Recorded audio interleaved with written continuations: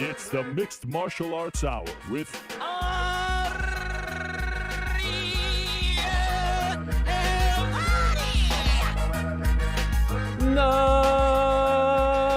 The Mixed Martial Arts Hour is back in your life on this Monday, July 29, 2024. Hello again, everyone, and bonjour to all of you out there. I'm Ariel Helwani. Welcome back to the program. I am joining you not from our New York City studio, but in fact, I am in my makeshift Paris studio. Yes, same spot that I was in back on Wednesday. When I joined the boys on Wednesday, I had just landed several hours prior, so I was a little loopy, so I apologize if I said anything that was pretty dumb, and we'll get to some of that in a moment. But now, a few days under my belt, covering the 2024 Olympic Games, not the Summer Olympic Games. I learned that. I may have said that last time as well. It's just either Paris 2024 Olympic Games, Winter Olympics, but you never say summer because the summer is the gold standard or the original, the OG, if you will. Anyway, working here for the CBC, I've got some fun stories and some good memories, some good core memories, as they like to say. So I can share some of those as well. And of course, UFC 304 has come and gone. And so today on the program, which of course is presented by our good friends over at DraftKings Sportsbook, check them out. Big weekend ahead in the world of combat sports and a big weekend and week of Olympic action to come, just getting underway. So check them out, and thank you very much to them for their support. UFC 304 has come and gone. Today on the program, it'll be myself, it'll be New York Rick, it'll be GC, it'll be Mysterious Frank, recapping it all. We've had a couple of days now to digest what transpired in Manchester at the brand new Co-op Live Arena. What a time it was, what a time it was. And yes, there is in fact a brand new UFC welterweight champion. His name, we remember it. It's Belal Muhammad. He is the man who shocked the world and beat Leon Edwards.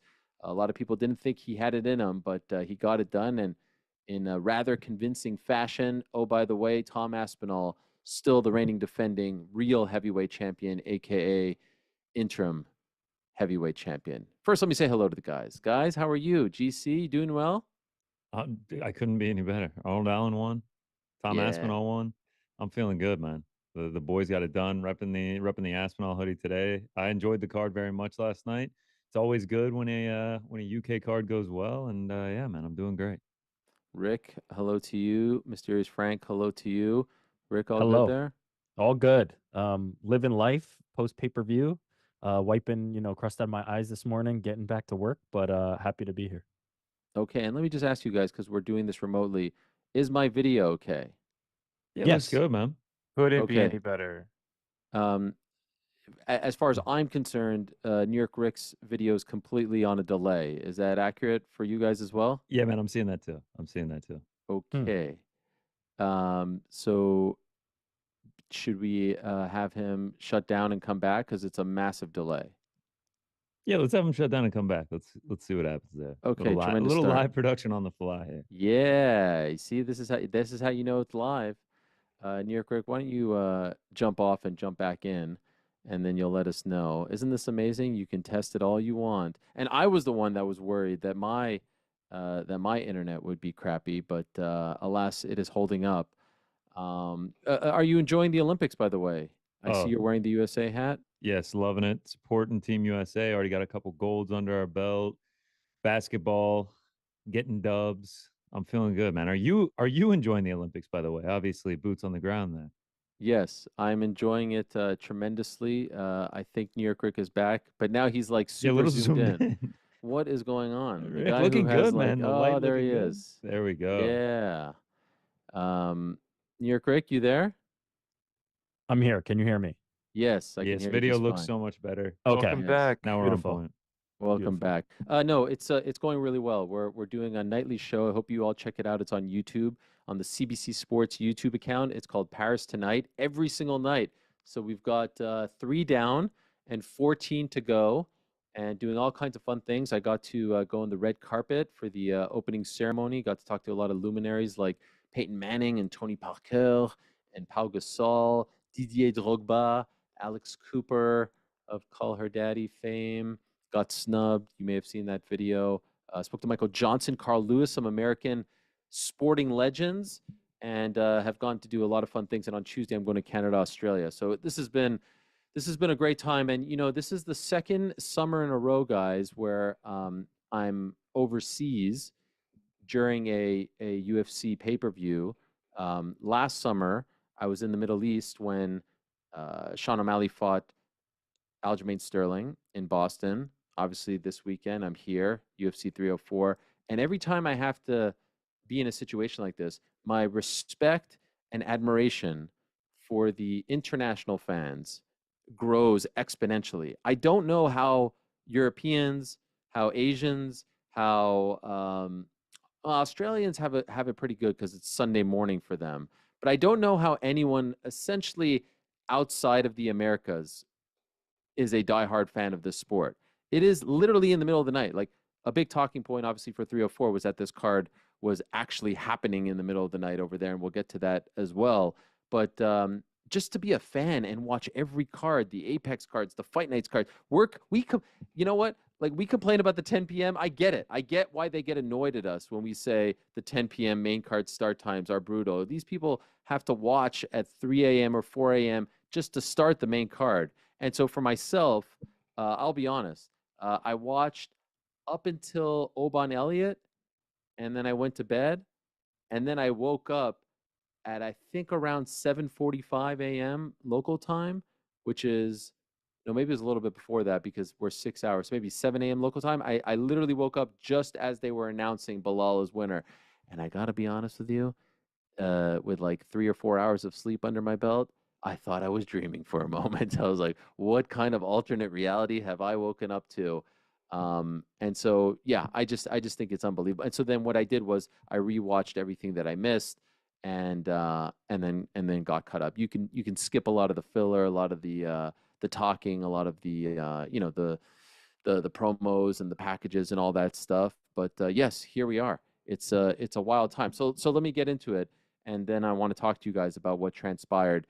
Yes, Belal Muhammad is in fact still the brand new UFC welterweight champion. He wins via unanimous decision in what was somewhat of a, I don't want to say it wasn't shocking, and I think that he was being disrespected a lot by the fans and maybe some of the newer fans who hadn't been watching him. He's come a long way, and I would be lying if if I thought, or if I said I thought, or if many people said they thought this was a championship fighter in the making. But if you look at how he's looked as of late and who he has beaten as of late, this wasn't a one-sided matchup on paper. Obviously, Leon was supremely confident going in, and a lot of the odds makers and fans were confident on his behalf. But Belal had a fighting chance, and he rose to the occasion in what was the biggest fight of his career, and reminiscent to a degree of Leon Edwards versus Kamaru Usman, in the sense that, and that's number two, in the sense that Leon had to scratch and claw to get to this point, and he knew that if he lost that fight, that title fight in August of 2022 in Salt Lake City, he knew that he was not going to get another crack because the UFC was very hesitant. He was a minute away from never getting another crack at the belt, probably. And then, of course, he shocks the world with the head kick.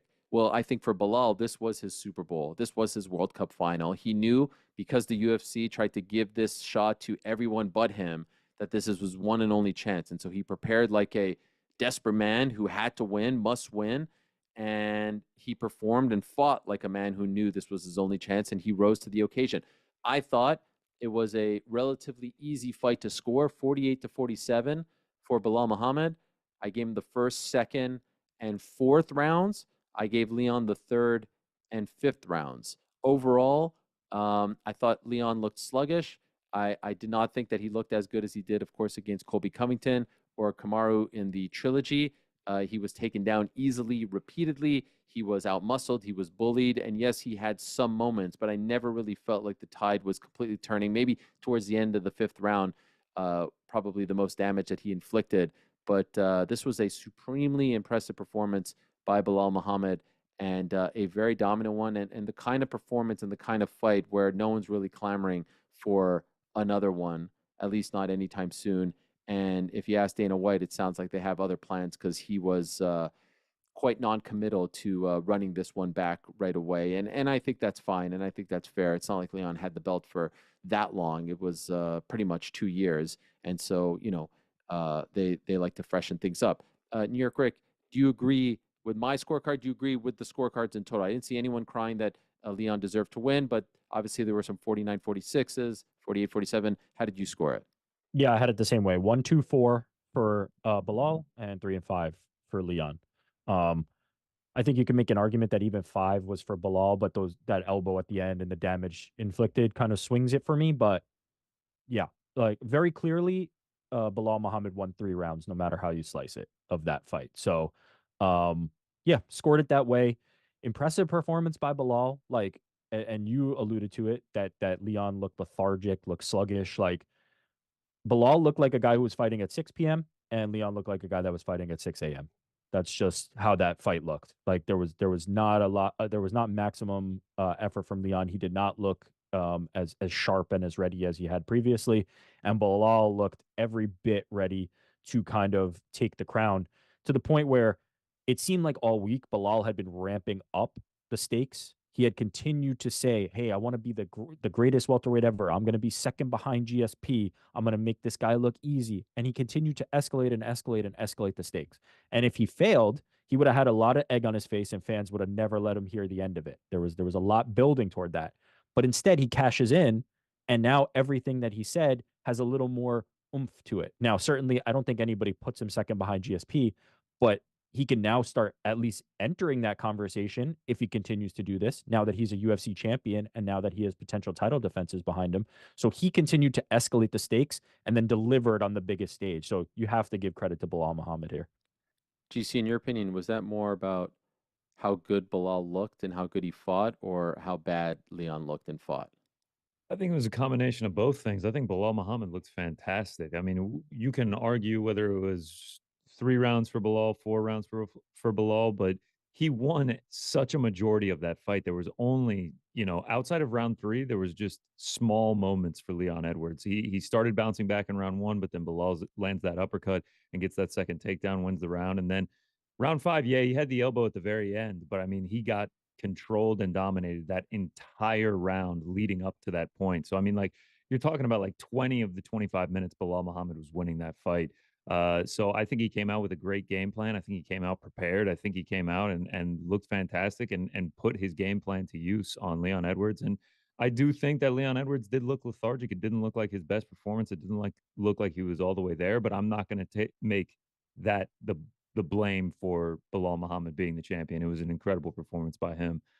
So maybe Leon had a little bit to do with it, him coming out flat, but I give all credit to Belal Muhammad there.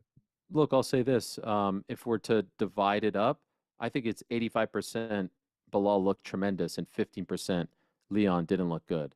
And the first thing that Leon said to DC in the post-fight interview was, "I was tired." And that's fine. But his team told me his team told me before the fight that, they hired an F1 sleep specialist, because the F1 drivers are driving all over the world, different time zones. And so they felt ready to go. This was obviously a big talking point. He was fighting at around 5:30 in the morning. I think this is absurd. And if I'm Leon Edwards, I'm pissed off that a title defense is happening at 5:30 in the morning. If I'm any fan in Manchester, I'm pissed off. We talked to so many people leading up to this fight about this. I think it's absolutely absurd. I think it's disrespectful to the fighters. I think it's disrespectful to the fans.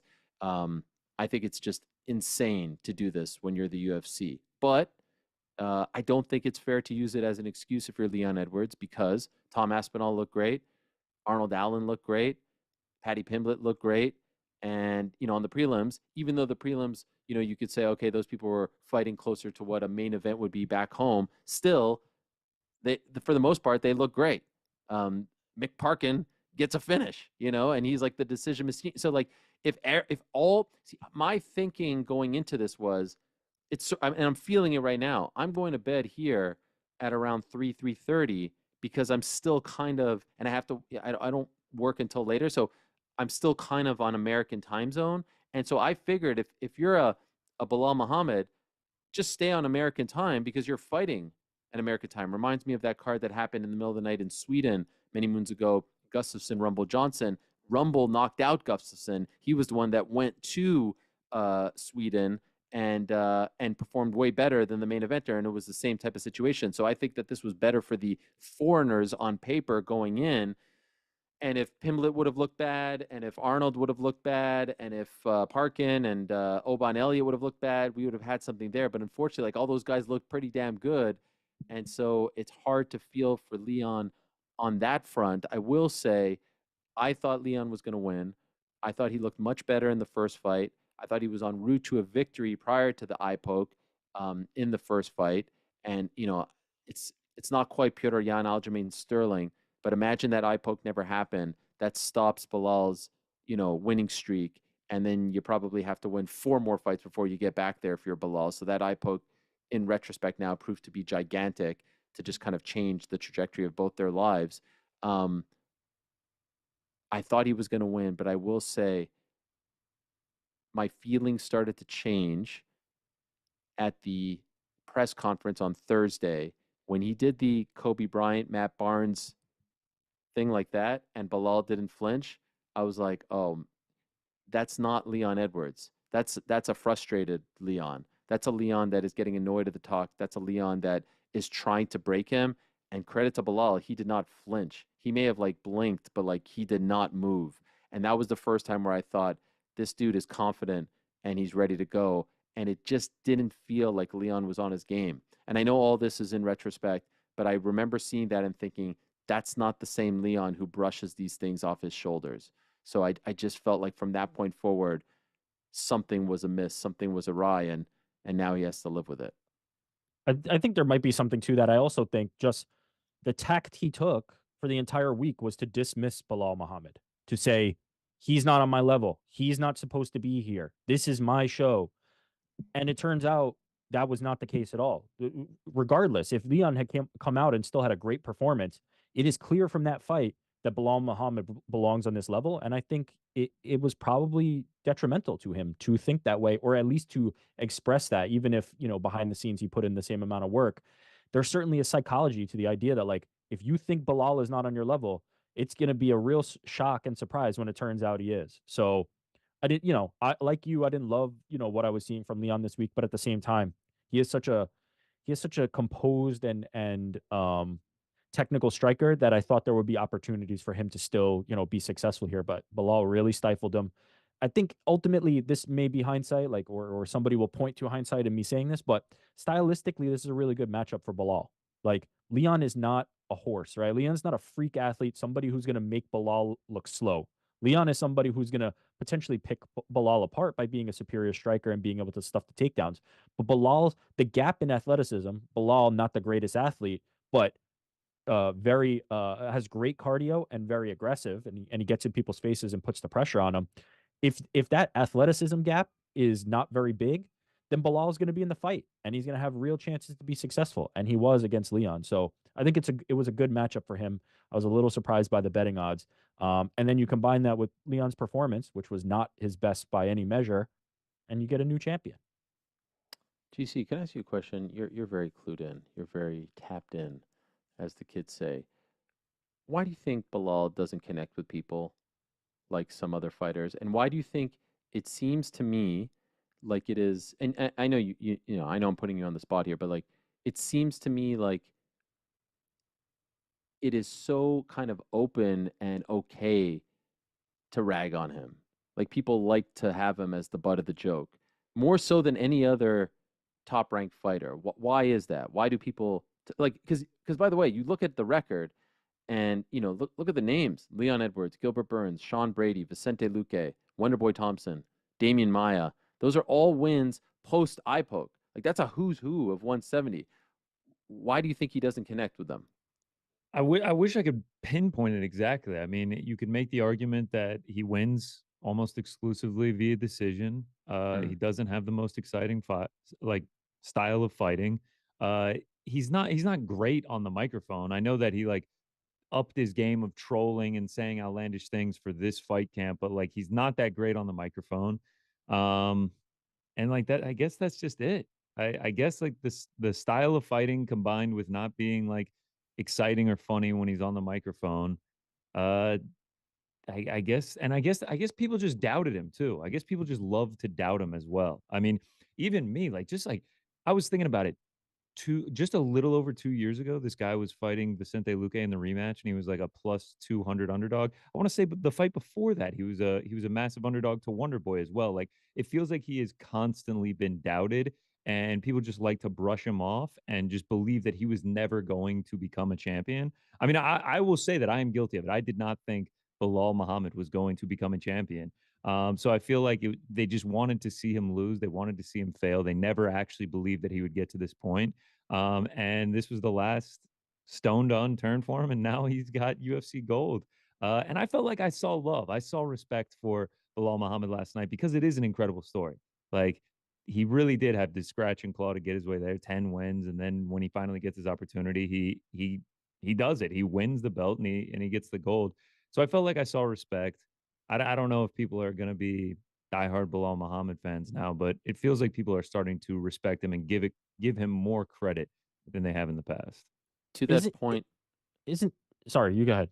no, I was just going to say a lot of people were sort of analyzing Dana White's body language as he was Yeah. putting the belt, and then the press conference, and he seemed to be in a very foul mood, and he said he'll never give he'll never give those extra bonuses out anymore, and he was so mad, and he said you could blame the three or Yeah. four fighters, and I just chalked it up to maybe he was tired. Although then I start to think about it, and if he's in London for a couple days, he's probably still on Vegas time, and that's just like 10 p.m. for him. So why the hell was he so upset? Do you think he was upset, Rick, because Belal Muhammad is his welterweight champion?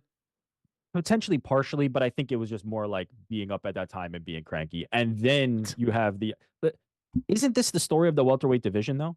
Isn't Kamaru Usman beating Tyron Woodley?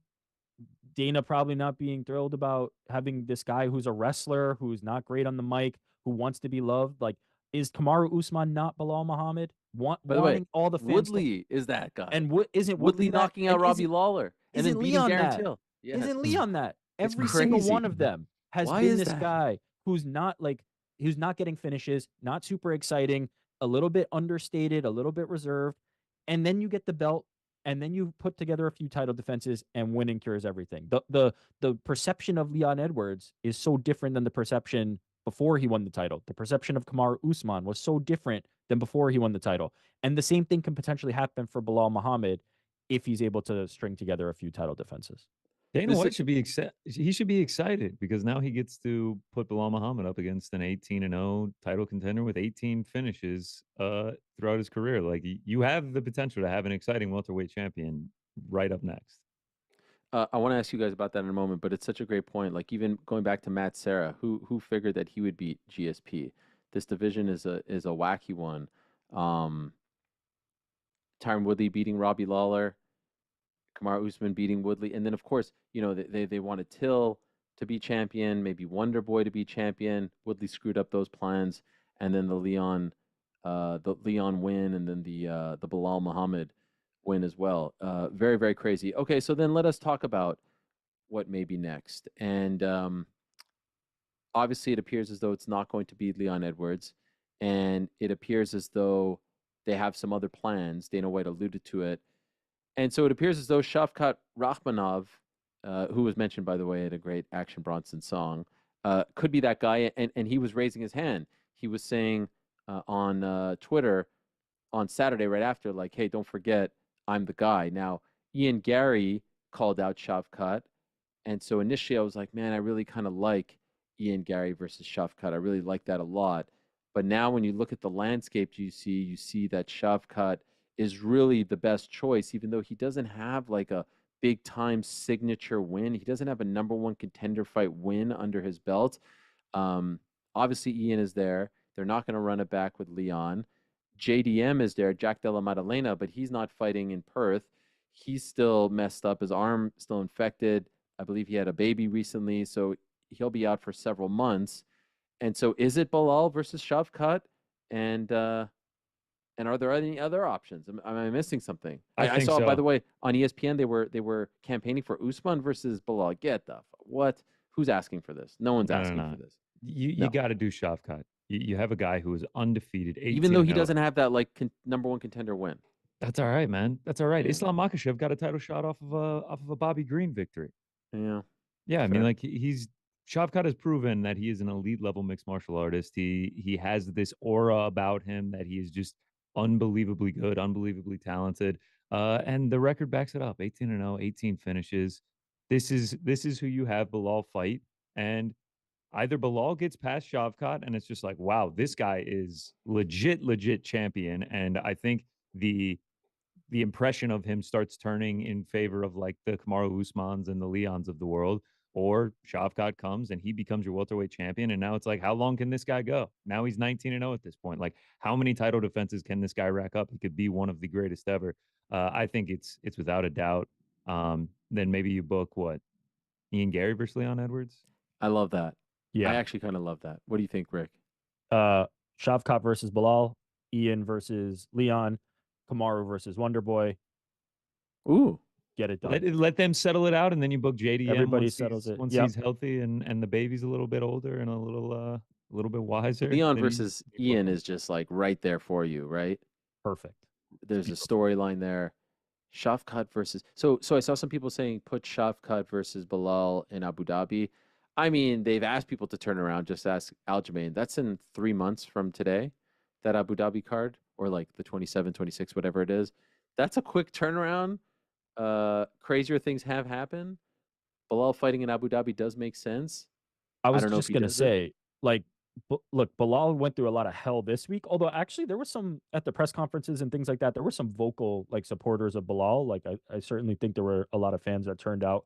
Maybe surprisingly, right? I expected it to be a little more overwhelmingly Leon, but there were a lot of boos. There was a lot of consternation about everything Belal Muhammad was saying. If he goes to Abu Dhabi, I feel like he would be a guy that people would get behind. And so maybe it's worth that, you expedite that timeline a little bit, you heal up and you try to get it done, because if you can get it done there, I think the support will be in his favor. So I don't know, but it makes And sense. then the other one that I saw was him on the December card. But as things stand right now, the December card is Conor McGregor. They ain't putting Belal Muhammad on a Conor McGregor card. There's just no freaking way. You just know it. You know what I mean? You just know it. So yeah, maybe it's Abu Dhabi, or then it's probably January. And that's 6 or so months. I'm sure he wants to, chill out a little bit. So the 3 months might be quick. I do really love the Leon versus Ian Gary fight, but also again, like, Leon probably wants some time off too. Although I don't think he got beat up necessarily. He's probably just super pissed. I reached out to his team, but I didn't hear back yet. He's probably gonna, this has a sort of, it has a little Izzy Strickland to it, doesn't it? Right, where it felt like for the whole buildup, Izzy was just dismissing Strickland, like, what? Of course I'm gonna roll through this guy, and then Strickland shocks the world, and it felt the same leading up to it in retrospect, right? Like, Leon was just very dismissive, and this is going to be a fight that I think he's going to regret for the rest of his career, especially if he doesn't get another crack at the belt. And he should feel annoyed that it happened in the middle of the night. But again, everyone had to play with those cards, so them's the breaks. I think on Leon's part, it was similar to the Izzy thing, like in the sense that he was dismissing him. But I think Belal winning is much less of a shock than Sean That's fair. Strickland winning. Yep, that's fair. That's 100% fair. All right, let us talk about some other things on the card as well. I want to get through some other stuff. Obviously, Tom Aspinall. What a performance from Tommy Aspinall. What a guy. 60 seconds. But I have to say, okay, so he beats Curtis Blades. He rights the wrong. He looks fantastic. He appeared to be in tremendous shape. The crowd loved him. The singing was great. Before the fight, after the fight, they played the song. They played the Casey and the Sunshine Band song, which I loved, which the broadcast team had no idea about. Like, they were just like, wow, this is great. Da-na-na-na-na-na-na-na-na. Tommy. It was amazing. Everything about it was amazing. GC, Tommy did get stunned a couple times there. Did you see that? A couple shots. Yeah, I was I mean, a little worried. Same. There was a couple moments where I was like, oh, that's nice from Curtis Blades, but in a matter of 60 seconds, I mean, Tommy Aspinall he just does it again. It's like you can't doubt this guy. I mean, Tom Aspinall and Patty Pimblett are the reason that Leon cannot use the time as an excuse, because they both looked so fantastic. But yeah, Tom Aspinall, and then he gets on the mic, politely calls out John Jones. The You know, best. listen, man, nothing against you. I just think I'm the best heavyweight in the world. Just prove me wrong, man. Just prove me wrong. So that is the fight that I want to see. I I don't know if there's a fight right now in the UFC that I would be more excited for than John Jones, Tom Aspinall. Is there any chance they say thanks but no thanks to Stipe? I don't think so. I don't No. think What do so you think? either. No. No Because way. John won't say thanks but no thanks. Right. I mishear Dana saying that whoever won this fight would definitely get a shot with John. Yes. He said whoever wins this fight will get the winner of John versus Stipe. Okay. And he did say that he liked the idea of Tom being the backup fighter, which is whatever. I mean, he'll be in New York. I guess it's good for him to be associated to punch his ticket. Tom versus John is the fight, and if John wins that fight and doesn't defend the belt against Tom and tries to pick someone else, or honestly relinquish it, like I made a joke that that belt is as relevant as the WAMA title. The WAMA title was a belt that was made many moons ago by an organization to try to be the official heavyweight title. They tried to create their own sanctioning body and they gave it to Fedor Emelianenko, but it was never really recognized and it was never really a thing, and it obviously isn't a thing anymore. I just think it's absurd to say that John Jones is more of a relevant champion or an official champion than Tom Aspinall, considering who Tom has beaten, considering how he's beaten them, considering how long he's been in the heavyweight division. It's absolutely insane. Stipe and John, all due respect to them, they are legends. They are two of the greatest of all time. They're fighting for the Legends title. Tom is a fighting champion. Tom is a champion who's been active and has beaten everyone in that division of note, except for John Jones and Stipe Miocic. And so the winner of that fight has to fight Tom Aspinall. And it was great to see him rise to the occasion. Shame on him, though, for lying to us about the petrol hands. Some kind of BS. He calls me in the middle of the night. He's like, I need to talk to you. I'm half asleep. And he's like, I got it. He had the whole thing. And I was like, wow, you actually do it. And then he tells me it's water in the damn bucket. He got me good. And I was the one that was questioning it. And you guys were the one that said it was real. Weren't you guys the ones? Nice try. I still kind of think it's real. Just like deep down, I'm like, he might just not want other people to get on board with it. You think that he's afraid that there's going to be copycats? Yeah, exactly. I like deep down, I'm Wow. kind of like, man, I still think he did the petrol thing. Just like one last thing on the John Jones thing. You talk about Tom Aspinall being a fighting champion. 5.5 months passed. Then Tom Aspinall made his return after a horrible knee injury. Then he won the interim belt. Then he defended his interim belt, all since the last time that John Jones fought. All since. Incredible. All since. Like it's Yeah. it's just crazy. And just in the last year, he has come back and got a massive victory returning from injury, won an interim title, and defended that interim title. And John Jones had not fought for 5 months this time last year. How about the fact that since February of 2020, John has fought once. By the time he fights in November, if he fights in November, it will almost be 5 years, one fight. 5 years, one fight. Come on. Well, like what? The only thing I could say that was a win was like Dana did a horrendous job of putting over Belal and Tom. Like he said nothing good. He was just in a foul mood. Instead of being up there and being like, he said some things about Tom. Oh yeah, he's great, this and that. But like, you can really you have a heavyweight champion from the UK who is one of the nicest human beings on the planet. Who, when asked to call out John Jones, says, "Hello, John. I respect you, but I'd like to beat you because I think I'm better than you." Like, the guy is a dream. He is a dream. He is a family man. He doesn't disrespect the company. He doesn't embarrass the company. All this stuff, and every time he talks about the heavyweight division, he goes on a rant about John Jones. At least this time, he didn't go on a rant about John Jones. But it blows my mind that they're not really getting behind him in the ways that I think they should get behind him. They've got something very special, and he's the best heavyweight in the world. And I don't even think it's like a debate. I don't even think that's a hot take. I don't even think that's like a crazy statement. He is the best heavyweight in the world, in my opinion. And that interim belt is a hell of a lot more real than John's belt, if you ask me. Rick, you back? I'm back. Oh, your connection is just pure Nice. shite. It's not. That lag is crazy. I've It's not never my seen it that connection. bad. Look at how clear I am. It's not the connection. There's something else going on. Like it's not. I don't know what it is. It's But a like, weird thing. Well, everything you just said about Tom Aspinall is so true, and why Dana White is not putting him over. Like all the things you just said, he's incredibly humble. Like he is popular, people enjoy him, and then on top of that, Dana White is so angry and frustrated at like he's talking about 7 straight decisions on the card, so the 100K bonuses are going away forever.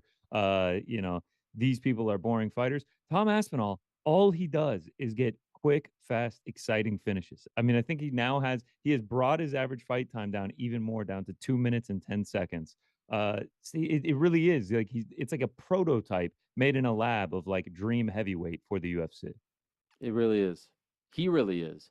And he's just such a damn good guy and such a damn good fighter. I've said time and again, Cain Velasquez, Frank Mir, he is the hybrid of them. The way he fights, the way he moves. Again, he did get popped a couple times there, which is a little concerning if you're a Tom Aspinall fan. But it was great to see the crowd get behind him. It was great to see the singing, and it was great to see him finally put that fight to bed, put that disaster. Crazy to think that 2 years ago he's on the mat, almost exactly 2 years to the day, blows out his knee, and is just in total shock and pain. And here he is 2 years later, considered by many the best heavyweight in the world, and maybe a few months away from a showdown against John Jones. Right now, Tom versus John, who wins in your opinion, GC? I'm going Tom. I'm going Yeah. Tom. I mean, just the way that he gets finishes, the way that he finds them, his speed, his timing, everything. I'm not going to doubt the guy until I have a reason to believe otherwise. Yeah. I'd love to. Are there even odds for that? Let's see. I haven't seen it. I would imagine John Jones is going to be the favorite. I mean, I would not discredit anyone for thinking that John Jones would win that fight. I mean, he is Man, a like lot the of greatest fighter of all momentum. time. I know, but a lot, that's a legacy award. Right now, Yeah, I don't have any odds on no. Aspinall I'm surprised Jones. not one of those like Fugazi sports books didn't put anything out there. I would love to see that fight. And Tom, what about Tom getting crafty and suggesting a 4-man one-night tournament? Tom versus Alex, I love it. Big versus John, and the winners. Absolutely love it. Yo, could you imagine? What does that pay-per-view do? Well over $1 million at MSG. Could you imagine? Brother, you got John Jones, who many believe is the GOAT. You have Stipe, who many believe is the heavyweight GOAT. You have Tom Aspinall, who's this up-and-coming young star that has looked unbeatable to this point. And then you have Alex Pereira, who is arguably the hottest star, inarguably the biggest babyface in the UFC right now, all at the top of the bill, all at the heavyweight division. Oh my! Sign me up, man. Sign me up. Better chance. Tom Aspinall's next fight: Alex Pereira, John Jones. You're saying Like what? Like if you had to pick, post Stipe? just saying, like the next time we see Tom Aspinall in a fight. Oh, I'm sorry. I thought you said John Jones. My mistake. You're asking what is next for Tom Aspinall, John Jones, or Alex Essentially, Pereira? yeah. Like who will be his opponent the next time we see him? I think it's going to be John Jones. I think that John Jones is going to go out there. He's going to beat Stipe Miocic. Tom Aspinall is still going to be waiting, and John Jones is the ultimate competitor. People can say that he's ducking Tom Aspinall, but like this is like the greatest fighter of all time. He's not actually ducking him. I think the Stipe fight means a lot to him, and I think the competitiveness in John Jones will have him fighting Tom Aspinall. I mean, there's a little bit of I'd like to history there. think so. They've run into each other now in public. The MMA fan base seems to want it. I think Aspinall is going to get what he wants, and he's going to get a fight against John Jones. I want to think so as well. I'll just say this: if John Jones doesn't fight Tom Aspinall, if he blows by Stipe Miocic and doesn't fight Tom Aspinall, I will say that his run as a heavyweight will be akin to perhaps Michael Jordan on the Washington Wizards, where it's like, let's not talk about this chapter of the career and let's just talk about everything else. Let's talk about the Bulls run / the light heavyweight run, because that will mean he will have had an opportunity to fight Francis Ngannou, and he will have had an opportunity to fight Tom Aspinall, and for various reasons, those fights didn't materialize when he was a heavyweight, right? Or at least en route to heavyweight. And so look, he doesn't have to fight Tom Aspinall to be considered the greatest of all time. His legacy is set, but that's the fight that everyone wants to see right now. That is 1000% the fight that everyone wants to see. And Tom said in the post-fight interview, what did he say? He's like, or I think it was the press conference. He's like, I bet that John was rooting for Curtis tonight. And to his point, John usually pops up on Twitter when these things, and like was pretty quiet. Fingers and toes night. crossed that Curtis Blades ended up getting a victory. I did just find odds for Aspinall John Jones. Tom Aspinall minus 150, John Jones plus 130. And then there are also odds. John Jones minus 600, Alex Pereira plus 450. Wow. Okay. Alex Pereira plus 450, huh? Damn. Yeah, moving up to heavyweight. Yeah. John Jones can grapple. That's true. What about Alex Pereira, Tom Aspinall? Let's see. That would be a crazy one. Alex Pereira, Tom Aspinall. Tom Aspinall minus 400. Alex Pereira plus 300. That's interesting. They got Aspinall as a favorite over Jones, but they got Jones as a minus 600 over Alex Pereira, and Aspinall just a minus 400. It's all styles. Yeah. Aspinall is going to grapple Alex Pereira and has not made any secret about it. He's like, why would I ever strike with this guy who has nuclear power? I will take him down and submit him in 2 minutes, which he would. God, I want to see that Jones fight so freaking bad. Oh, dude, I want it. I need the walkouts. I need the tension. I need everything about it. I need the buildup. I need because John Jones locking into I'll never forget that Cyril Gane fight week when they had the video of Cyril Gane playing FIFA, and then it goes to John Jones and he's just like, oh yeah, he likes his video games. He's like 12th ranked in the world on FIFA or something like that. He's like, I'm not here to do that bullshit. I'm here to fight. And then of course he goes out there and wins in 90 seconds. I need that buildup. I need that. I just need it, man. That is the fight that I want. Tom Aspinall. Do you think that's the most anticipated fight in the UFC right now? Like the most desired fight in the UFC right now? I mean, I guess anything Conor related is always going to be number one. Of course, but non-Conor? Non-Conor, I feel like for real fans that know the sport, that watch at least all of the pay-per-views and are aware of the landscape of the UFC and the heavyweight division, I feel like that's the one, man. I really do, because the Pereira moving up to heavyweight is very fun, and I love that idea, and I think it would be tremendous to see how he does. But you look at the odds, at least from the odds makers' point of view, they think he's thoroughly outmatched at heavyweight against guys like Aspinall versus John Jones. John Jones and Aspinall is a coin flip. Legacies on the line. I mean, what does Tom Aspinall's legacy become if he becomes the one that defeats John Jones, and then John Jones has a case to just shut up the up and comer that can't do anything but win in 1 minute against the best of the best at the heavyweight division. I mean, it's so good. We have a real chance here to exorcise the ghosts of John Jones versus Francis Ngannou that we never got. This is the one. This is the one. Everybody wants it.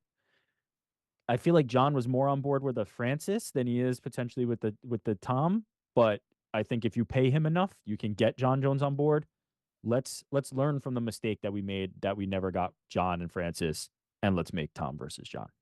And of course, Stipe could go out there and screw all this up. Knock out John Jones and then retire and be like, I'm out of here. And then Tom just becomes the undisputed champion, just like when GSP beat Michael Bisping and then retired, and then Robert Whittaker became the undisputed champion. By the way, very quickly, some people were saying it was an early stoppage by one Mark Goddard. I could see hair. I think it was inevitable, but if you're a Curtis guy, if you're a Curtis fan, if you are Curtis, are you pissed? Do you guys feel that it was early? I think Tom Aspinall had the perfect explanation of just like he hit him with the short left, knocks him down, and then he has 250 pounds laying on top of him, and he is just landing there's no intelligent defense happening from Curtis Blade. He's just landing shot after shot after shot. And Tom Aspinall said it, man. He was just like, if the ref lets it continue, he's just going to go to sleep. So at that point, you're defending the fighter. I see everyone saying that because Curtis Blades was not out, and he was able to get up and be like, dude, what? But I think Tom Aspinall put it perfectly, man. Got 250 pounds on his back, and like he is just like the quickness of Tom Aspinall, just like he lands like 10 shots in like 5 seconds straight to Curtis Blades' dome. I think it was a fine stoppage. Don't need to see anymore. He was done. Once again, Goddard did nothing wrong.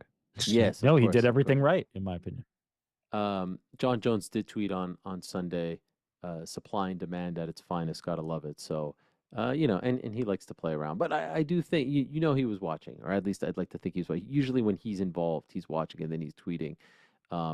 When the opponent who talks smack about him falls on his face, and this time that didn't happen, and he didn't have much to say. Hopefully, we get to see that fight in 2025. What a win for Paddy Pimblett!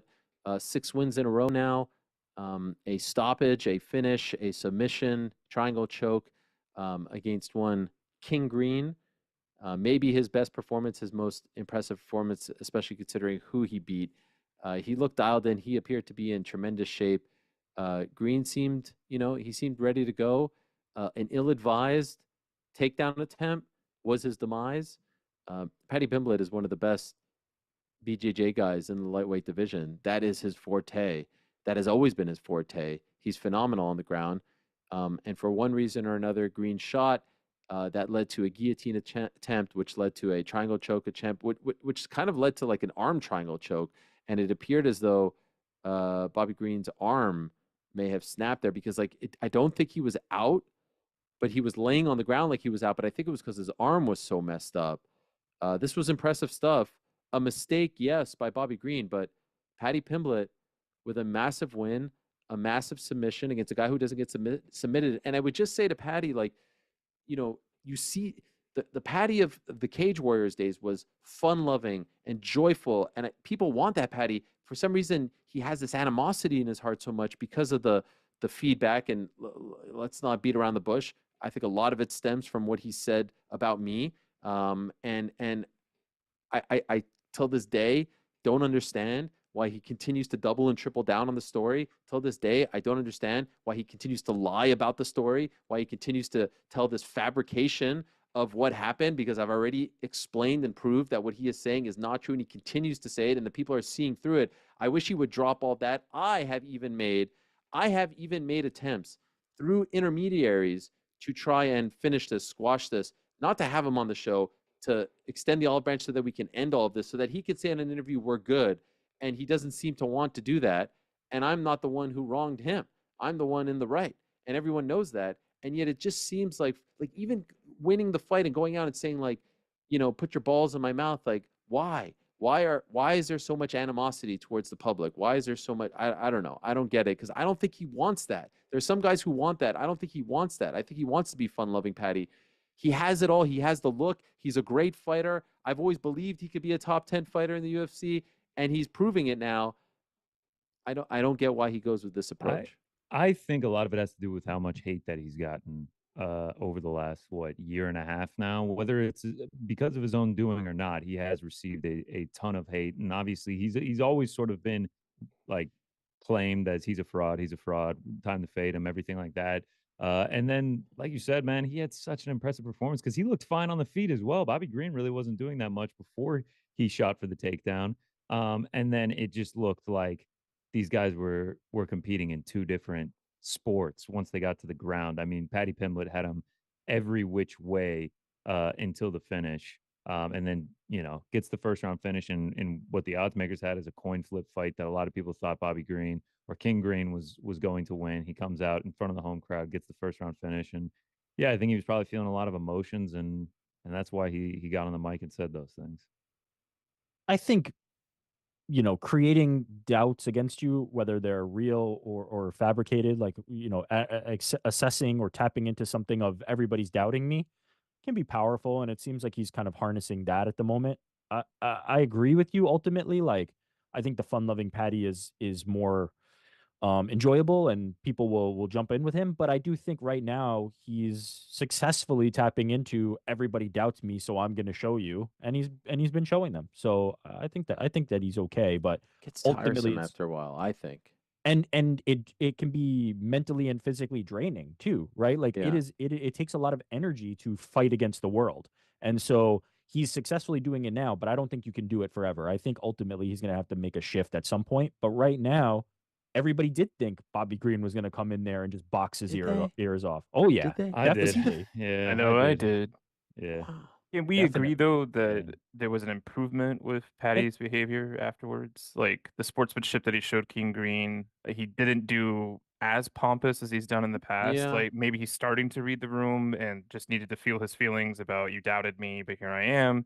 But he wasn't just doing what he's done in the past, which actually got him kind of Yeah, I lack just of don't like the like balls in your mouth and all that Yeah, it's a stuff. little You know, much. suck, that's just By the I'll way, also say I did love the video of him getting the double bonus and like talking about like 100K for each of his kids, and I mean that looked like the like just pure joy Patty right. that we've seen before.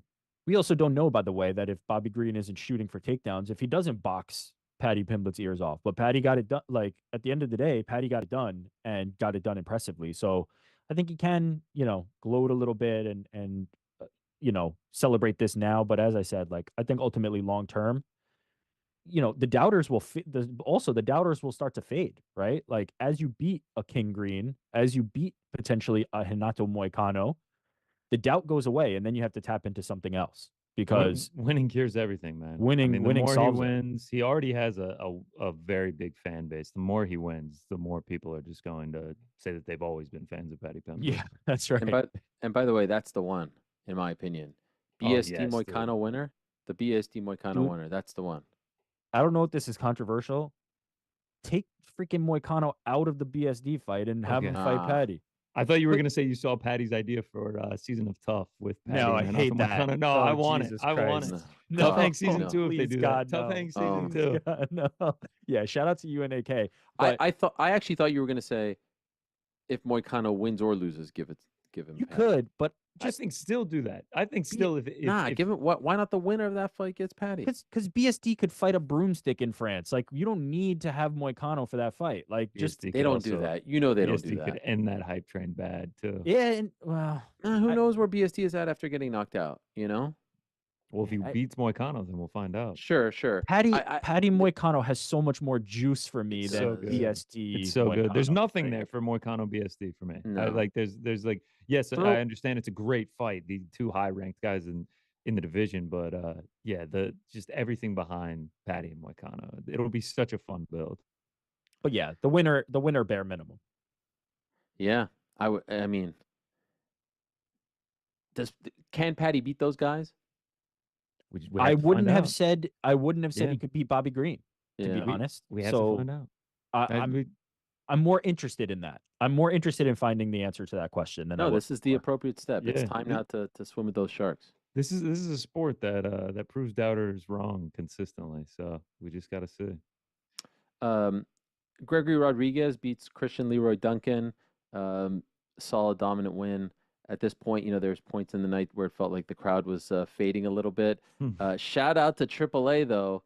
Arnold Allen back on track with a big win over Giga Chikadze. He had 2 fights. He had a 2-fight losing streak under his belt there, and was starting to feel a little bit of the pressure that comes with being on a 2-fight losing streak. And even said afterwards, as he was walking out in a very funny video, he's like, "I think I broke my hand again. Love the new gloves." But in fairness to the new gloves, he has broken his hand with the old gloves. He did comment on a video from Giga Chikadze, who said that he tore his shoulder or some injury to his shoulder in the first round. Well, first Giga said, "I'm not going to make excuses," but then in the next sentence he said, but, and Yeah. then Arnold was like, "Well, I think I broke my hand and I'm still waiting to get checked out. So how do you know that you tore your shoulder?" In classic Arnold fashion. But I thought Arnold looked great. Dude, what you just said, having 2 losses coming into this one, really needing a victory, and then, in my opinion, and all 3 judges agreed, losing that first round pretty clearly. Now back against the wall, has to win these next 2 rounds or get a finish. Or we're looking down the barrel of a 3-fight losing streak for a guy that's would have only lost 4 fights total in his career to that point. I thought it was incredible for him to bounce back, really put on the gas in that 3rd round, really start hurting Giga Chikadze. Incredible performance. Could not be happier for Almighty. It was amazing. One of the best. Prior to that, we went through like a weird lull. Nathaniel Wood with the unanimous decision win over Daniel Pineda, and he mentioned afterwards that his newborn has some medical issues, that need to be taken care of. So we do wish Nathaniel, a great guy, and his family all the best. Bruno Brazil beat Molly McCann via unanimous decision. Jake Hadley beat Callan Loughrane via unanimous decision. Huge win for him. I'm going to skip one fight for a moment here. Shout out to Oban Elliott, the Welsh gangster, now 2-0, hard-fought win over Preston Parsons, and his promo would have made Chael Sonnen blush afterwards, and the pose was great as well. Modestus Bukauskas beat Marcin Prachnio via arm triangle choke in the third round. Impressive stuff there. Sam Patterson beat Kiefer Crosby via arm triangle choke in the first round. Mick Parkin gets the big first round stoppage as well. Great for him. And Team BFG on fire. 1,000% the best gym in the world now for big men. Also, the likes of Phil DeFries, Rico Verhoeven pops in and out there, and people are coming from all over the world. And shout out to Shauna Bannon of Ireland for picking up her first UFC win. She wins via split decision. Now, let us go back to one other fight that we need to discuss on this card. Muhammad Mokaev versus Manel Kape. You know, all week long, these two were going back and forth, and they have a history. They got into an incident at the PI, and there was a lot of talking back and forth and back and forth. And apparently, according to Eric Nixick, who is the head coach over at Extreme Couture and Manel's coach as well, they saw each other at the hotel. Muhammad Mokaev said to Manel, let's take a picture, let's bury the hatchet, to send a message to our Muslim brothers and sisters that we should be united. We're both Muslim. Manel, according to Eric, agreed and was down, took the picture. And then according to Eric and according to Muhammad, who pretty much confirmed the entire story in the post-fight interview, Muhammad sucker punched him in the hotel. And he said all of this afterwards as well. And then a whole brouhaha ensued, and then a whole brouhaha ensued at the weigh-ins. And then in the cage, they were trying to fight each other before the buffer intros. And then something that I've never seen before happen. There were security guards literally physically holding them back, especially Manel, during the intros. I've never seen that. These guys are about to fight, and they're being held back physically in the cage. Then what happens? The fight starts, and neither of them throw a punch. One of the most boring 5 minutes ever.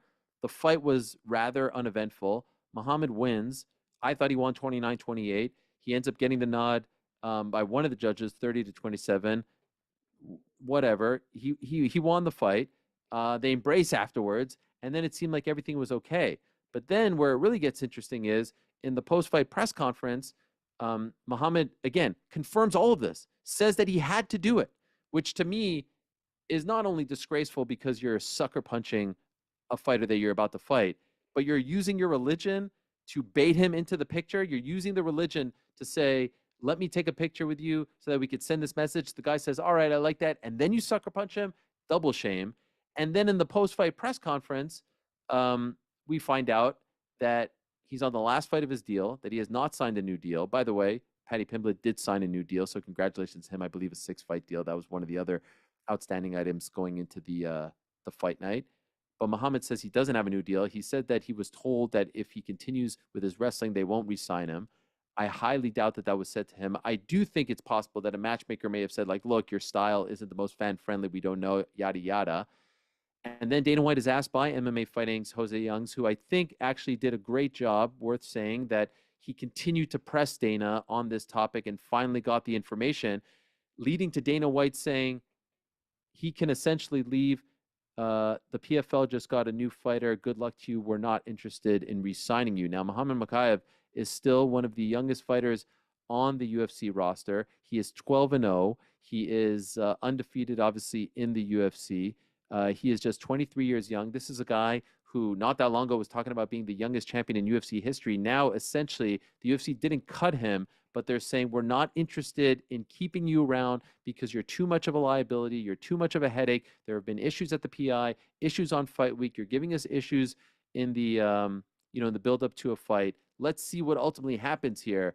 But this is a shocking turn of events for a young man that we were talking about potentially being the youngest champion in UFC history. He could be out and staring at a world where if, in fact, he does go to the PFL doesn't have a 125-pound division. The PFL doesn't have a 135-pound division.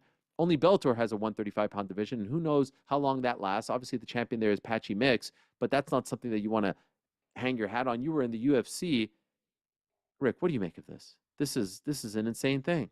Yeah, it's a bit shocking because ultimately, although there is talent outside the UFC that I believe are some of the best in the world, most of the best talent in the world fights in the UFC. And so to have somebody who we consider one of the best and just let them walk away is certainly a bit jarring, but at the same time, he acted like a dickhead all week. Like, let's just call it what it is. He did some things, he acted in a way that if if if he was still under contract, I don't think they would have cut him. I think they would have like let him stay.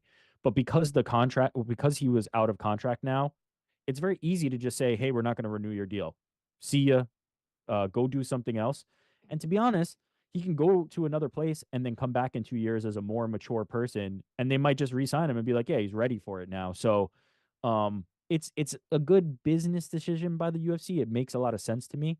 But it is a little bit jarring. And also, just for contrast, we've seen people act worse than him and remain in the UFC. But again, I think it really just comes down to a timing thing where they had this easy out of, okay, now his contract is up and we don't have to renew him, as opposed to cutting him. Because if we're gonna do that game, then Manel Kopp needs to be cut too, right? He's No, they have the easy participated out. in all They this have the easy nonsense. So they take the easy out and just say, we're not going to re-sign you. But are you surprised, considering the fact that he's so young, considering the fact that he's undefeated, that they don't bite the bullet and keep him around? Like, What does he this do dude for must your have been business? a nightmare behind this. Like, if they're really saying peace, and by the way, could be a negotiation ploy. They know that PFL doesn't have a 125 or 135. They know that Bellator is on its whatever you want to call Bellator. Like, there aren't a lot of options. So they could turn around and say, like, here's $6 if you want to stick around. It would be tremendous if some point this week we get Muhammad Mokaev posing in a photo with Dana White and Hunter Campbell, says like, doing good business, all good, all good. Yeah. 2 hours after that, we get Dana White yelling into the camera, "This guy's a killer. He's gonna fight Alexandre Pantoja at the start of 2024." It would be great if we just had a complete flip on all this. Unfortunately, I don't think we're gonna get that. Hey, John Morgan tweeted out what's been sent out to the voting panelists. A flyweight update. Please note that Muhammad Mokaev has been removed from the rankings eligibility. He has completed the last fight on his contract and will not be re-signed. If you've already completed your rankings, we please ask that you log back in and reevaluate the fly division without Muhammad Mokaev. I mean, it's just insane. I mean, we're talking about 5 months ago, less than 5 months ago, the dude was fighting Alex Perez, and had he had a better performance, I know he won by decision. Had he finished Alex Perez, he probably gets that title shot against Alejandro Pantoja instead of Steve Erceg, and who knows how that fight goes. It's just crazy to me. And like 2 years ago, the guy was fighting Cody Durden and winning in 60 seconds, and people were like, "This is the youngest champion in UFC history." Like 2 years ago, and now this man, after going 7-0 in the UFC, is not going to get re-signed. It to me, it's mind-boggling. I cannot believe this is happening. It's mind-boggling, but to be honest, I don't necessarily blame the UFC because it sounds like he was a nightmare behind the scenes. Yeah. And his fights were not exciting. His fights were not certainly exciting. not the last ones. And a word to any younger fighter coming up: maybe don't say the youngest fighter to be a champion. It's never worked out very well. Aspinall, Macy Barber, Muhammad Mokaev, it appears it seems to be a death knell. To be honest, Rosas is on watch right now. Did any of them win a title also? That claimed that. No. He doesn't do enough for your business to deal with the other bullshit. Like, it's just what it is. Like, he doesn't help your business enough for you to suffer through whatever else problems he's giving everybody. And the other thing is, the writing is kind of on the wall on this. The UFC has been known to, you mentioned Paddy Pimblett signing a new deal. The UFC has been known to make you sign the deal before the last fight of your contract. So what they are broadcasting by not having had him do that is, we ain't re-signing you. He should have, if he walked out there and smoked Manel Kopp and like had the greatest performance of all time, just absolutely obliterated him, they probably go, all right, I guess this guy's the guy to fight Pantoja, we'll re-sign him. Short of that, especially this controversial decision that he earned, there was no chance he was getting re-signed. They probably had this already in their mind that, like, if Kopp wins, he's gone. If he wins impressively, if he does the wrestling thing that we suggested he not do, wink, wink, he's gone. Outside of absolute nuke, he was not going to get re-signed. Which he doesn't have in his hands. And then like you talk about it, he should have gotten a point taken away for almost ripping Manel Kape's shorts off. And then if a point gets taken, that fight ends in a draw. Like it's just like the dude seems like he could just do nothing right this week. You're right. Beltran was all up in his grill, but didn't actually. Do not make me enforce the rules. By the way, you guys think he'd want to come on the show and be interviewed by me now, or so? Yeah, reach out for sure. See what's up. He was very vocal about it'd that. be good for courting future employers if you were able to go on a big platform and Don talk Davis, about Muhammad it. Mokaev face off. Guess what? Not welcome. That was in a list of absurd things that have happened over the last few months. Muhammad Mokaev publicly pronouncing that he would refuse to ever come on the show when I've never asked him to come on the show in the last few months because I shared a video of the good people of Dagestan storming the airport searching for Jews on a plane. That's what pissed him off. Good riddance, my man. No problem. I'm curious to see where he goes from here. But it is a lesson to a lot of people. You come into the UFC with your chest puffed out, saying you're going to do this and that. It's still the entertainment business, right? And you have to treat people well, and you have to treat people with respect, and you can't go around sucker punching people. And I have no issues with what the UFC is doing here. My feelings about what he has said about me and all that other nonsense aside, like they run a multi-billion-dollar business. They can't have fights in hotels and PIs and things like that. It's absurd. It's absolutely absurd. To your guys' recollection, has anyone ever sucker punched like this, where it's like, oh yeah, let's take a picture and then hit somebody? Not like that, but there have been. I mean, Taporia and Patty almost got into blows. Obviously, the Connor situation with Khabib with the dolly. Right. Like, there's different rules for different people. Paul Daly's sucker punch Josh Koscheck at the end of a fight and did get released. So yes, people get preferential treatment. And I'm guessing this wasn't like a one. If he would have sucker punched Manel Kape this week with the whole photo thing and had been like a model employee, I don't think he gets the boot. But there had been a lot of issues, and the contract's up, and so I think and that fight, like I'm sure they were sitting there saying, okay, let's see how this turns out. And after all that, the fight is that. Like, what who's lining up to fight Pantoja or to watch him fight Pantoja? And then speaking of Pantoja, like there's a real problem on their hands. I don't know who he fights now. There's a lot of people. Tyra or Kaya Sakura. That's what they're saying. I say you got to go with Tyra. You got to introduce people to Sakura. Yeah. Well, there's two ways you could do it. You could either do it that way where you're like, hey, let's get him some reps, and now fans are familiar with him, or you have it as like this guy's coming in to take over, right? You can play that angle. Rarely. It's also rarely successful, right? Most people experience the quote unquote octagon jitters, and you want them to get experience fighting in the UFC and having that, having the fight week experience and understanding the flows and rhythms of it before you throw them right into it. But I don't hate it if Tyra can't go and they need to put Pantoja on a card. I don't hate Asakura as let Asakura fight like a Schneller or Perez, where he can go out there, he can likely get a finish in an exciting fight, and then you put him in the title picture. Yeah, I agree with that. After that list, we're getting real thin. Like we're running out. It's thin, brother. It's thin. 125 is you could use a guy like Muhammad Mokaev if he didn't come with so many problems. You guys think they ever do this again? Middle of the night card? I mean, Dana seemed pissed afterwards. The performances, he said you could blame these guys. I think it's a little bit unfair. He really was he was angry, man. Any question he got asked, he was just firing back. I think the main event wasn't even that bad. Like the main event, the Aspinall fight, the Patty fight, the Arnold fight, like the main card was like we've seen way worse than this. I think it will depend on their broadcast home, right? Like this was all a construction of the fact that UFC pay-per-views in the primary market of the US sell on ESPN and on ESPN Plus, and it is difficult to break people's habits. And if you're showing it at 2 p.m. in the afternoon, people don't buy it. Like we saw this with Habib in Abu Dhabi. It doesn't matter, how big a star, how good a card. The cards sell worse when you're trying to get people to buy them in the middle of the afternoon as opposed to at 10 p.m. at night. So if they go to a different broadcast home and all of a sudden, like, that's not as much of a concern, I could see a world where we're doing these at regular times and Leon Edwards doesn't have to defend his title at 6 a.m. I could see that. I hope not. I don't think you go to a market, go in prime time, and I think the sport is big enough to where the fans are going to watch.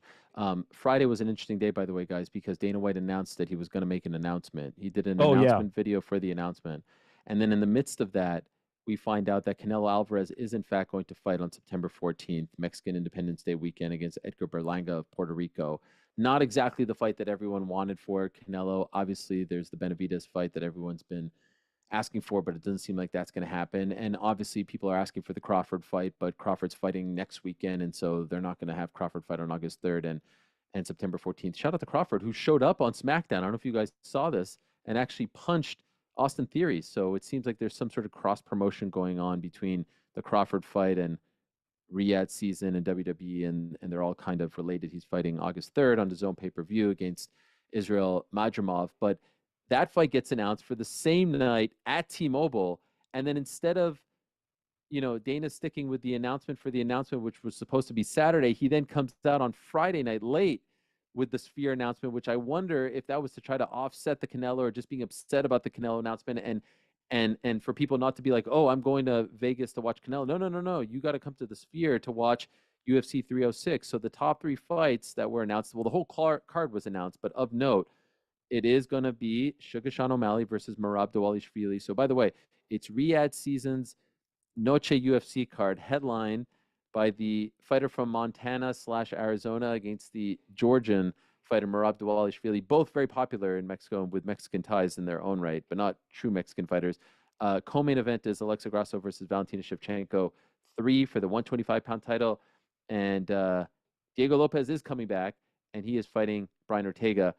Commiserations to Dan Ige, who said that he was promised a spot on the card, and it doesn't appear to be on the card. It's a 10-fight card. Those are the top 3 fights. And so a lot of fans actually were disappointed. A lot of fans were saying that they felt like this was thin, lackluster. This was the kind of card that I was always expecting, and I think it's a solid 2-pack as far as a 2-title fight main event is concerned. That card is very expensive, 17+ million. A couple of months ago, he said that was the price tag. They're not going to put the most expensive fighters on the roster, on the card. And I think some people got their hopes up when that erroneous report came out from Quebec television saying that it was going to be Merab and Suga and Max and Ilya on the same card. That was never in the works. That was never happening. We refuted that. And so I think some people just may have missed that refutation, if that's a word. Refuting, I don't know. And they're bummed. I was surprised by the reaction, though, Rick. I think it's partially that, but I also think it's the same problem that we had with UFC 300, which is Dana White. Biggest card, yeah. Dana White, this main event, it's going to kill you. You're going to die when you see it. Oh, my God, I can't believe it. And then, whoops, we didn't even have it. We didn't have the main event set that we wanted. And this one, greatest event ever. You're never going to see anything like it. It's going to be the greatest in-arena experience. And it's going to be the love letter greatest to TV. Mexican mixed martial arts. Love letter to Mexican mixed martial arts, barely featuring any Mexicans. And it's just, he has ramped up the expectations for these things to a point that becomes unreasonable. I think the lesson to be learned here, if you're Dana White, is like, these fans are not sharp enough. They're not figuring out what you're putting down. They think that you're promising something that you're not, and you need to temper it. Like, don't overpromise this, because they let their minds run wild and come up with things that are just not going to happen. The fact that anybody even bought the idea that it was going to feature both the bantamweight and featherweight title fights, like, are you crazy? Are you out of your mind? Like, what would compel them to do that? Like, they need these pay-per-view headliners. Like, it was just never happening. The second title fight was. They're not putting a Spanish-born champion, or excuse me, not Spanish-born, Georgian-born Spanish champion on a Mexican Independence Day card. Like, the history there, it just doesn't make sense. What I thought was interesting, though, he seems very pissed off. I know he's like, yeah, good luck to them. But if you read the article with Mike Coppinger of ESPN.com, he says that MGM has been trying to F with us for the last 20 years. They have an exclusive deal with T-Mobile. Like, they've been doing shows. What are they doing to F with you? Like, when you go to T-Mobile now, if you go to a Vegas Golden Knights game or a boxing or a wrestling at T-Mobile, there's a UFC logo in the arena lit up at all times. If you go outside, in the front of T-Mobile, right under the sign, there's a UFC massive banner with stars. Like, it's almost like the UFC arena. What? Who's effing with you? I find it fascinating that T-Mobile did it, because you'll recall that when we were supposed to get Ryan Garcia versus Devin Haney in Vegas, they moved it to Brooklyn because they said that there was like a 2 or 3 week grace period, that when Canelo fights in Vegas, they don't want to have other fights surrounding it. Here you have Canelo and UFC going toe to toe, like within a mile of each other on the same day. It's absurd, but I'm really curious. It's going to be fascinating to see how this plays out, because Canelo, as great as this UFC Sphere card is going to be, number one, you have to be a multimillionaire to even get in the door. That's number one. Number two, Canelo has built such a habit around these specific fight times that, like, you have to think that enough fans are going to be like, yeah, it's Canelo time. Like, this is when he fights, and this is the fight I'm going to go see, as opposed to the UFC, which is doing this as a one-off type of thing.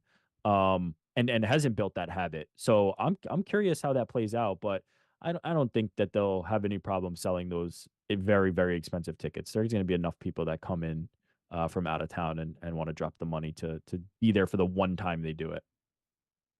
Great for us. Great for us fans. Great for us in the media.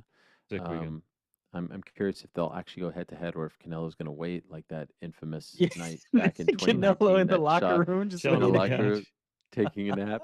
I don't think he'll ever do that. I don't think DAZN will ever do that again. All right. By the way, so it's. Do you guys feel? I'm immersed in it. Like, you know, I'm watching fencing and canoeing and stuff. Like, do you guys feel like? Do you feel when the Olympics are on? I kind of don't want to think about other sports. Do you feel the same way? Like, do you feel like everyone else should take a break during the Olympics, or am I just like so immersed in it? I'm a little bit different. I think you're so immersed in it. Okay, fine. Yeah. I like the Olympics. I try to tune into as much as I possibly can, but yeah, like I still want to get my other stuff. Yeah, I think on like the mainstream, people are like kind of into it. Okay, I'm so into it, but obviously I'm like living and breathing. Like, I could tell you about the Seine River that they pumped. They pumped $1.5 billion since 2015 to clean up the main river here in Paris, to clean it up so that the triathletes and marathon athletes could swim in it, in the river. They pumped $1.5 billion in the last 9 years, and there were doubts that it wasn't going to be clean enough. And last week, the mayor of Paris jumped in and swam to show the world that it was actually clean. And then, because of the 2 days of rain, Friday and Saturday, they announced that the E. coli levels and all kinds of weird shit literally was too high, and so they canceled the first practice session on Sunday, thus making everyone wonder where these people are going to swim if it is not healthy. Like, this is absurd that they would do something like this. By the way, like I said, this weekend, Terrence Crawford, Israel Madrimov, what a card it is. The first Riyadh season show. And by the way, why do they call it Riyadh season? That makes it seem like a season as opposed to like a year-long thing. Anyway, it's the first one outside. Season? Am I wrong? It's not. No, I think it's supposed to be all the way up to like 2030, right? Isn't it like October to March? Yeah, but this is happening in August, and they've had. Yeah, they're just spreading their wings. They're just expanding. Now it's just Riyadh. We call it Riyadh year or something. Anyway, it's this weekend, and obviously the UFC is also in action once again. Abu Dhabi card on ABC, the place to be for all the action. DraftKings Sportsbook. It's super easy for first-timers to get started. Try betting on something simple like picking a fighter to win. Go to the DraftKings Sportsbook app, select your fighter, and place your first bet. It's that simple. And speaking of huge, and speaking of simple, if you're new to DraftKings, listen up. New customers can bet $5 to get $150 in bonus bets instantly. Download the DraftKings Sportsbook app now. Use code the MMA Hour. That's code the MMA Hour for new customers to get $150 in bonus bets when you bet just $5. Only on DraftKings. The crown is yours. Gambling problem, call 1-800-GAMBLER, or in West Virginia, visit www.100gambler.net. In New York, call 877-8-HOPEN-WIRE. Text HOPEN-WIRE. That's 467-369. In Connecticut, help is available for problem gambling. Call 888-789-7777 or visit ccpg.org. Please pay responsibly. On behalf of Boot Hill Casino Resorts in Kansas, 21 plus, age varies by jurisdiction. Bonus bets expire 168 hours after issuance. Deposit and eligibility.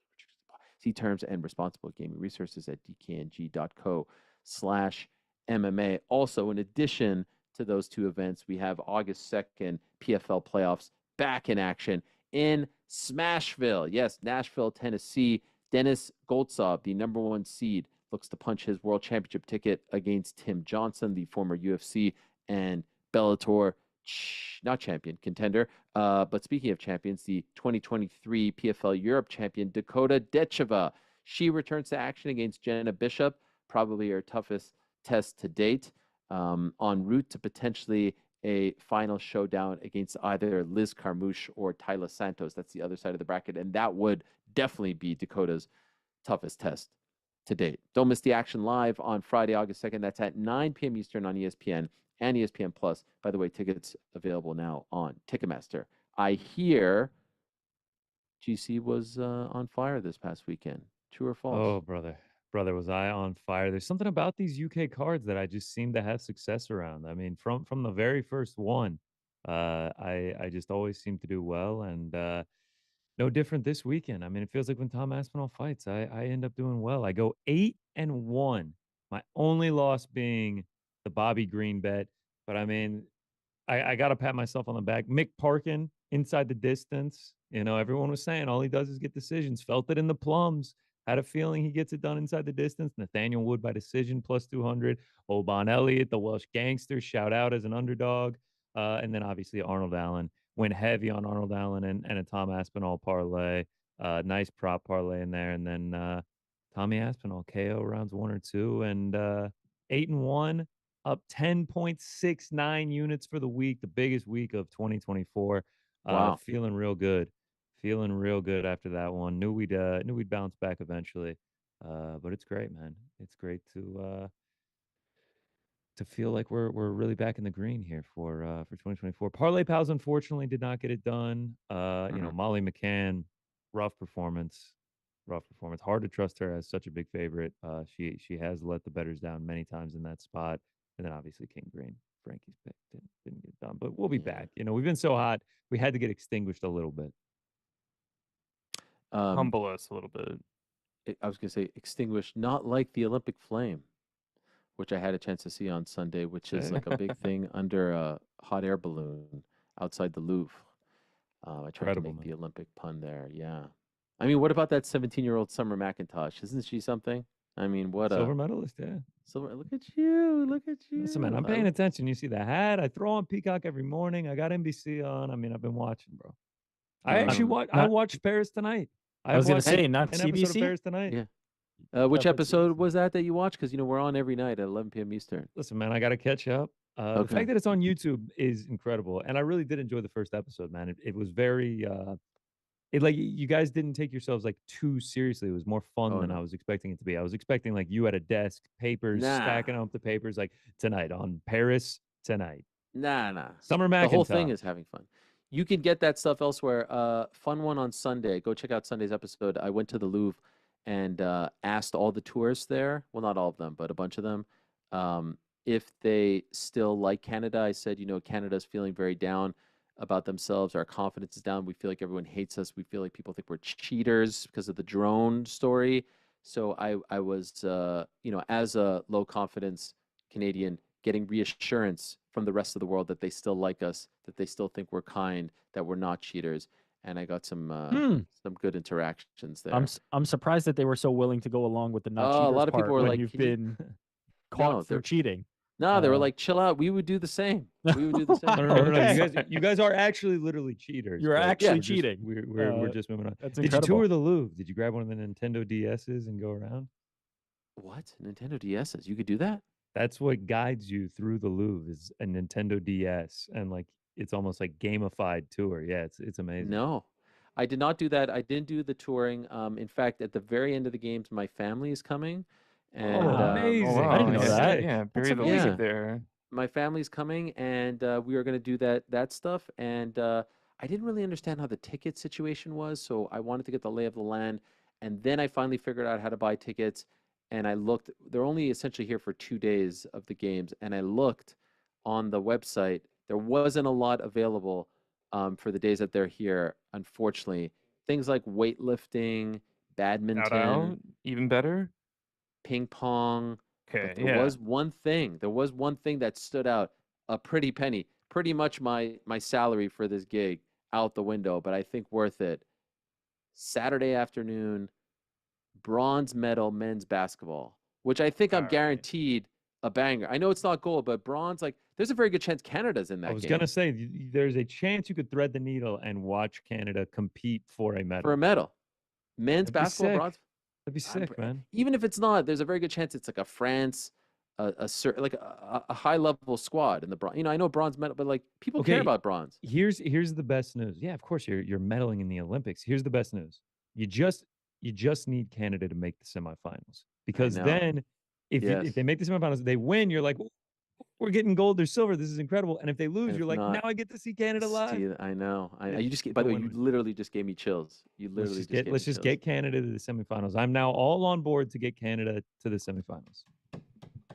I'll be there on Tuesday, Canada, Australia. I will not be here on Wednesday. It's the GC and Rick show. It's another episode of that. Great job on Wednesday, on the nose, and whatever hijinks you guys want to come up with.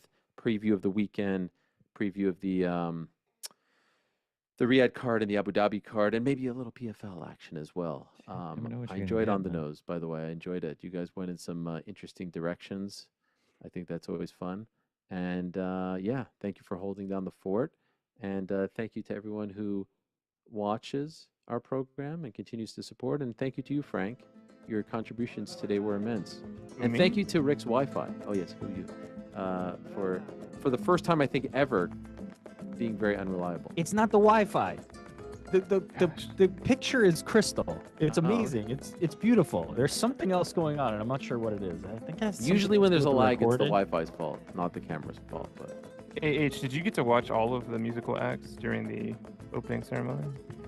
now, like, when I was done the red carpet, I was like, "Can I go home?" And they're like, "Just stick. Don't you want to watch it?" I was like, "No, I don't want to watch this." The opening ceremony is a made-for-TV event. Like, there's Gotcha. nowhere. You know what I mean?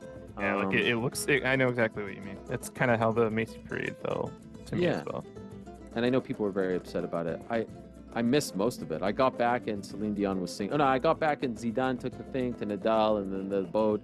And it was all very, it was all very exciting. And then I saw people going crazy online. So, listen, I'm just here to cover sports. All right, I don't know about all that other nonsense. Stick to sports, Helwani. Stick Yeah. to sports. Hashtag stick to sports. I'm out of here, guys. I gotta go cover fencing. The Olympics. Yeah. Fencing is damn cool, though, I must admit. Judo, taekwondo, wrestling, I love it all. Rugby sevens, France beat Fiji. Fiji back-to-back champions.